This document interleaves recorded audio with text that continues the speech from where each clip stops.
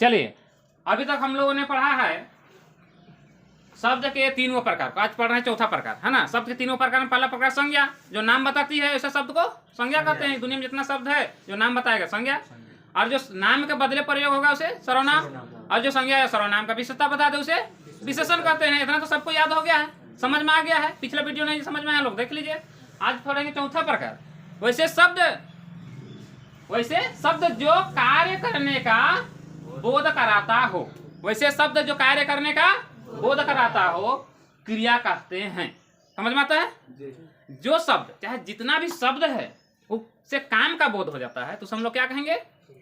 क्या कहेंगे? क्रिया कहेंगे। जो शब्द से काम का बोध हो उसे, देखो परिभाषा में आप जो लिखे हैं उसी को याद मत कीजिए आप लोग खाली उसका सीरियली याद करके और समझिए कि हम क्या परिभाषा बना सकते हैं। परिभाषा देखिए वहाँ पर लिखा हुआ रहेगा, आपको छाटना खाली है।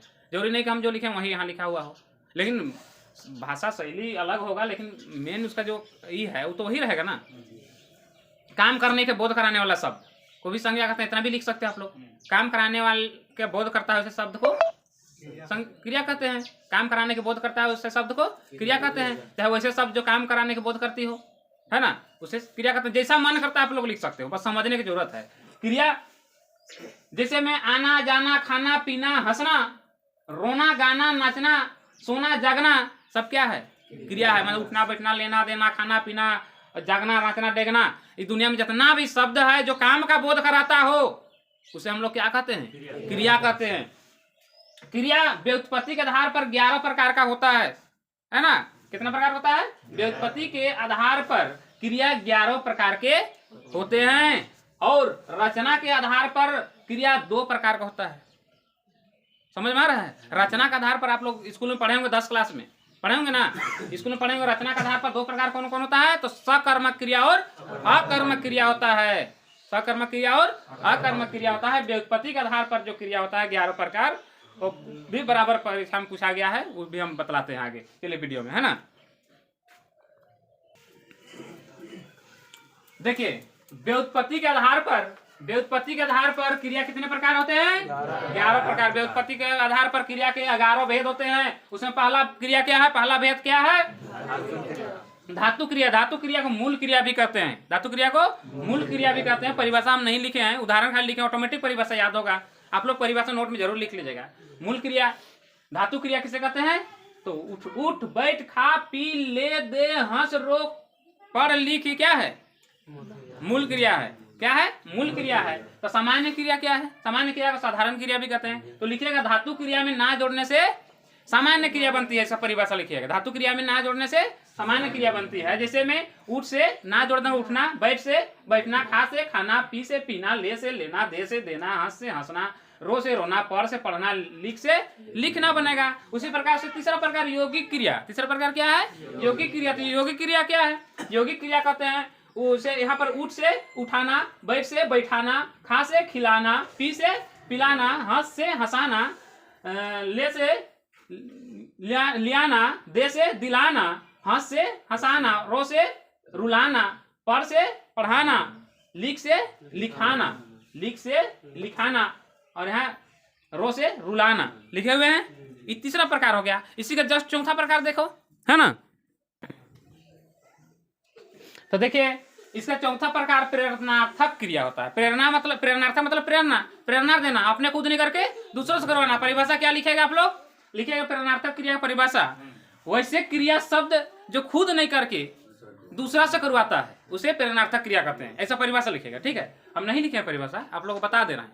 वैसे प्रेरणार्थक या वैसे क्रिया शब्द जो अपने खुद नहीं करके दूसरा से करवाता है। लिख पाओगे? वीडियो सुन के लिख पाओगे? उदाहरण में पढ़वाना, अपने नहीं पढ़ के पढ़वा रहा है। लिखवाना, अपने नहीं लिख के लिखवा रहा है। हंसवाना, अपने तो हंस नहीं रहा, हंसवा रहा है ना। नचवाना, दिखवाना, है ना, अपने खुद नहीं देखे दूसरा को दिखवा, डॉक्टर से दिखवाते हो ना जी, दिखवाना। उसी प्रकार से पूर्वकालिक क्रिया, ये ज्यादातर सवाल पूछा है, ये ज्यादा इंपॉर्टेंट है। पूर्वकालिक क्रिया, पूर्वकालिक क्रिया की परिभाषा क्या लिखाएगा? तो वैसे क्रिया शब्द जो एक कार्य खत्म होते हैं दूसरा कार्य शुरू कर ले या दूसरा काम कर ले, एक काम खत्म किया और दूसरा काम शुरू कर ले, उसको क्या कहेंगे? पूर्वकालिक क्रिया। एक काम पूर्व में हुआ और एगो काल में चल रहा है।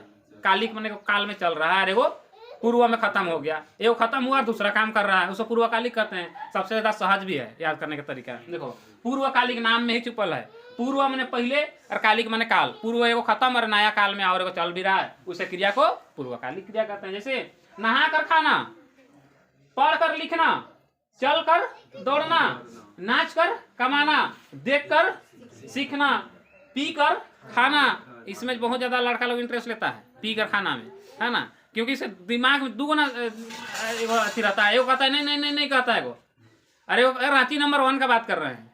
एगो नहीं नहीं नहीं नहीं कहता है, एगो कहता है आने दो आने दो आने दो। तो आने दो का ज्यादा बढ़ जाता है ना, इसलिए ले लेता है आँख को बंद करके जबरदस्ती। स्वाद तो है ही नहीं, ऐसा लगता है जैसे मुंह में जाने के बाद उल्टी हो जाए। शायद चखना उखना को बात कर रहे हैं हम, है ना। उसके बाद क्या करेगा, जब गिलास नीचे हो जाएगा ना तो मुंह का को दे दिया, तब ले तब तुम्हें का उठा के दे देगा मुंह में और को चखना को। तो उसी को कहते हैं पी कर खाना। अरे मजाक कर रहे हैं। फिर आकर चले जाना, आकर जाना, ये सब होता है प्रेरणार्थक क्रिया। ये सब क्या है? प्रेरणार्थक क्रिया। नहीं, हाँ पूर्वकालिक क्रिया, सॉरी पूर्वकालिक क्रिया। प्रेरणार्थक तो दूसरा से करवाया जाता है, पूर्वकालिक में एगो काम खत्म हुआ और दूसरा शुरू हो जाता है। ठीक है।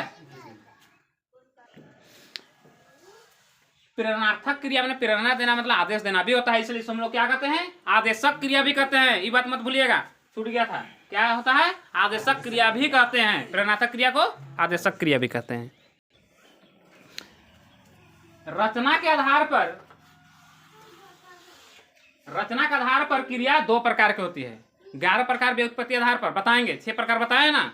अगला मेरा वीडियो जब भी डलाएगा LCD के साथ डलाएगा तो उसमें क्या करेंगे बताएंगे, इंतजार करिए, है ना। 6 प्रकार बता दिए हैं।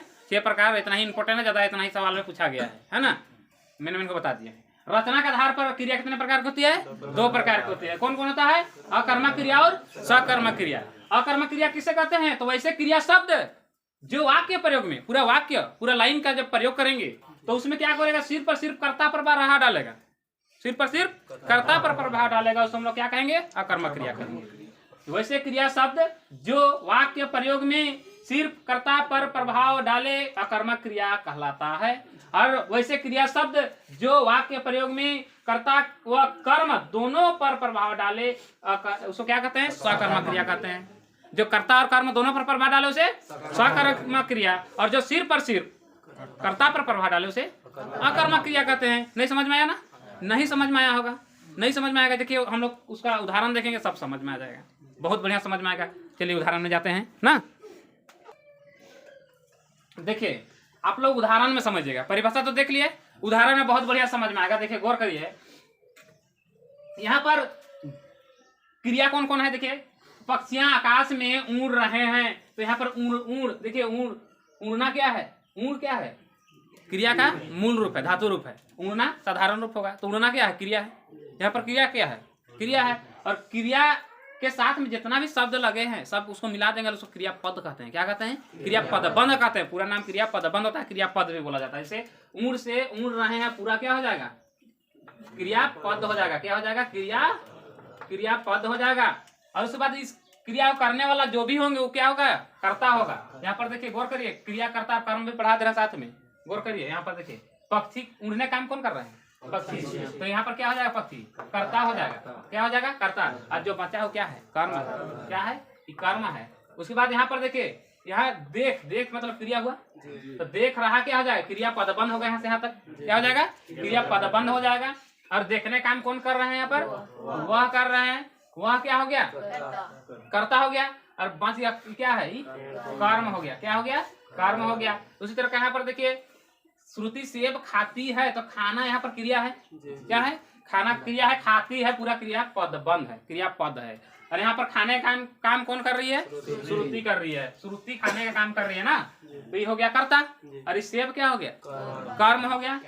उसके बाद देखिए यहाँ पर, अच्छा इसको समझते जाएंगे, सकर्मक हुआ कि अकर्मक किया। कभी कभी सवाल पूछता है 10 क्लास में, स्पेशल 10 क्लास के बच्चों के लिए हम बोल रहे हैं। वीडियो में जो भी 10 क्लास के बच्चे देखेंगे उसके लिए स्पेशल 17 नंबर सवाल आएगा 10 क्लास में, फाइनल एग्जाम। आप लोग देखिएगा वीडियो में कि क्रिया पद छांटे एवं क्रिया का भेद बताएं। तो क्रियापद छाटना, जहां क्रिया मिल जाएगा वहां से लेकर अंत तक जितना भी है उसके साथ में लगा हुआ सब क्रियापद है। जैसे उड़ क्रिया है तो उड़ रहे हैं, क्रियापद हो गया। देख क्रिया है तो देख रहा है, क्या हो जाएगा, क्रियापद हो जाएगा। खाती क्रिया है तो खाती है, क्या हो जाएगा, क्रियापद हो जाएगा। हंस क्रिया है तो हंस रही है, क्रियापद है। क्रियापद छाटे तो यहाँ से यहाँ तक को लिख दीजिएगा बस, है ना। क्रियापद छाटे हंस रही है पूरा लिख दीजिए, क्रियापद छाटा गया। यहाँ पढ़ क्या है, क्रिया है तो पढ़ रहा हूँ, यहाँ तक पूरा लिख दीजिए, क्रियापद हो गया, है ना। नाच क्रिया है तो नाच रही है, क्रियापद हो जाएगा। चलाना क्या है, चला क्रिया है, चला क्या है, क्रिया है तो चला रहा है, क्या हो जाएगा, क्रियापद हो जाएगा। क्रियापद छाटने का इतना है। अब कर्ता क्या है, तो इसको करने वाला जो भी है क्रिया, जैसे साइकिल चलाने का काम वह कर रहा है, नाचने का काम राधा कर रही है, पढ़ने का काम मैं कर रहा हूँ, हंस रही है तो हंसने का काम दीपिका कर रही है ना। खाती है तो खाने का काम श्रुति कर रही है, क्या है, करता है, क्या है, करता। जो बचा है वो सब क्या है, कर्म है। तो आप ध्यान दीजिए, इसमें हम परिभाषा क्या लिखा है, सकर्म अकर्मक का, तो ध्यान दीजिएगा। अकर्मक का क्या लिखाए हैं, उसका प्रभाव सिर्फ कर्ता पर पड़े उसे अकर्मक कहेंगे, और प्रभाव कर्ता और कर्म दोनों पर पड़े उसे सकर्मक कहते हैं। वो परिभाषा है, उसको बुलाइए, परिभाषा को बुलाइए। अभी हम जो बता रहे हैं उसे याद कीजिए। देखिए वाक्य में कर्ता का फल से, या कर्ता जो भी क्रिया किया है, कर्ता जो भी क्रिया किया है, अगर उस क्रिया से कर्म में कुछ लाभ हानि घाटा नफा हो गया तो सकर्मक, लाभ हानि घाटा नफा हो गया तो सकर्मक। और कर्ता जो भी काम किया है उससे कर्म को कोई लाभ हानि घाटा नुकसान हुआ ही नहीं, ना लाभ हुआ ना फायदा हुआ, तो क्या हो जाएगा, अकर्मक हो जाएगा। जैसे इसमें देखिए पक्षियां आकाश में उड़ रहे हैं, इतना बड़ा आकाश में, इतना बड़ा दुनिया में छोटा सा पक्षी के उड़ने से आकाश को घंटा फर्क पड़ने वाला है। अरे कर्म आकाश है ना, तो आकाश में कोनो घाटा नाफा हुआ, कोई लाभ हानि हुआ तो सकर्मक होगा क्या कर्मक होगा, अकर्मक होगा। गुड, बहुत अच्छा। यहाँ पर ध्यान दीजिए, वह पेड़ को देख रहा है, अरे वह करता है, देख रहा है, क्रियापद है। तो यहाँ पर कर्ता जो भी क्रिया किया, इन्हें देखने का काम किया, किसको, पेड़ को, तो पेड़ को कुछ लाभ हानि घाटा नुकसान, क्या घंटा नुकसान होगा उसको कि घंटा लाभ होगा पेड़ को देखने से, उसको देखने मात्र से क्या कर दोगे तुम, क्या उखाड़ लोगे, कुछ होगा? तो कुछ भी लाभ हानि घाटा नुकसान नहीं हुआ तो क्या हो गया, अकर्मक क्रिया है। वह पेड़ को देख रहा है, क्या होगा, अकर्मक क्रिया होगा ना। श्रुति सेब खाती है, हाँ यहाँ पर श्रुति अगर सेब को खा रही है ना तो सेब घट रहा है। 10 को सेब हम श्रुति को दे देंगे, इसको खा जाएगी, अरे एक को भी खा जाएगी तो मेरा एगो सेब घटेगा ना। तो यहाँ पर नुकसान हो रहा है, सेब खाना क्या हो रहा है, सेब का नुकसान हो रहा है, यह कर्म का नुकसान हो रहा है, तो सकर्मक होगा क्या कर्मक, सकर्मक होगा। वेरी गुड, क्या होगा, सकर्मक होगा। दीपिका हंस रही है, अरे दीपिका का हंसने से हमको घंटा फर्क पड़ेगा भाई, हमको तो फर्क पड़ेगा, आप लोग का तो पता नहीं, दीपिका लड़की ना है, फर्क पड़ जाएगा। लेकिन देखो घाटा लाभ हमको होने वाला नहीं है, दीपिका हीरोइन ना है, हमको ध्यान देगी। लेकिन ऐसा नहीं समझना है। देखिए दीपिका का हंसने से किसी को लाभ हानि होने वाला नहीं है, उसी को लाभ होगा, खुद दीपिका का ही लाभ हानि होगा, है ना। तो सिर्फ करते खाली यहाँ पर लाभ हो रहा है, कर्म को नहीं हो रहा है, वो तो मजाक की बात अलग जगह होती है।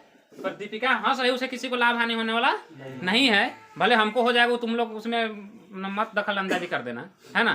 तो इसमें क्या हो जाएगा, सकर्मक या कर्मक, अकर्मक होगा, क्या होगा, अकर्मक होगा। मैं पढ़ रहा हूँ, हाँ